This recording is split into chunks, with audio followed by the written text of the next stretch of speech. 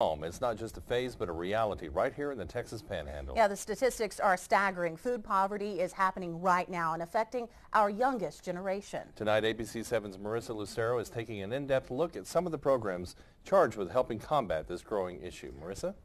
Yeah, Lisa, Larry, the two programs that we looked into, High Plains Food Bank and Snack Pack for Kids, really look at view statistics in two very different ways, both of these feeding kids in our area.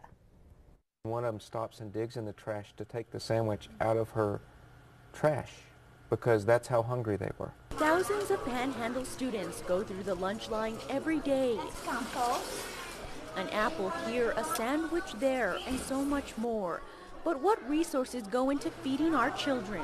We're always concerned about, basically meeting the needs of the all of our kids here at AISD. Each year, the school district looks at capturing all the parents and families eligible for benefits, hoping none slip through the cracks. Raise your hand if you need something. And we have the counselors that are helping assess those needs. And we also get, when the kids come through the line, we also keep an eye on that. For Snack Pack for Kids, a program that has grown in the past 6 years, teachers and counselors are all the statistics it needs.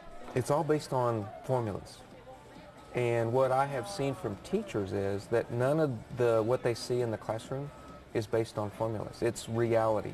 It's the student and I remember I have this letter from a teacher at one of our middle schools where she throws away in the trash sandwich she didn't finish.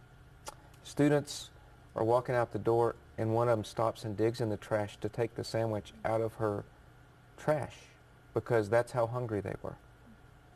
So what statistic or what data do I put on that? How do I capture that? For Dyron Howell, he says he's heard generations of stories of children who have been left behind because of a statistic, and he refuses to run his organization in such a way because of promises he's made to some of those people. We're feeding kids at Puckett Elementary and Sleepy Hollow and Windsor and Amarillo High and Bonham and Crockett. And I think if we were focused on data and statistics, we would never be there. But there are some programs that rely heavily on stats. For example, the High Plains Food Bank, which every 4 years completes a comprehensive snapshot of the individuals and families it serves. It's one of those things where we need to know what's happening. We need quantifiable evidence of what we're dealing with out there because that helps with planning and pounds and meals. But we don't ever want to reduce anyone to just a statistic. They're our friends, they're our neighbors. The hunger study, as the High Plains Food Bank calls it, is voluntary, and Executive Director Zach Wilson says because of this factor, there is even a greater need out there. We got a lot of qualitative information that we receive every day, the stories. We could go on and on about what we hear and what we see. But this information tells you that, we're worse than the national average. According to the food bank's most recent numbers, the national average, about 1 out of every 7 individuals seeks some kind of assistance. And in the Texas Panhandle, that number is 1 out of every 5.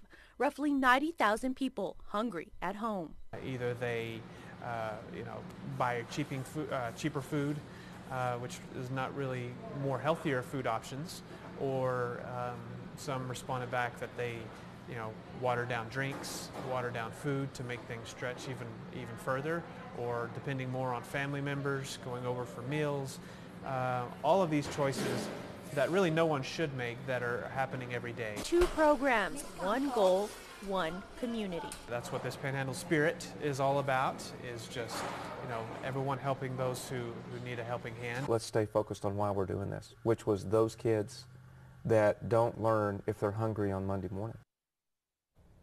And if anyone is interested in donating or getting involved with any of these 2 programs we mentioned, there'll be links on our website at connectamarillo.com. Okay, thanks, Marissa. Thank you. Thank you. That weather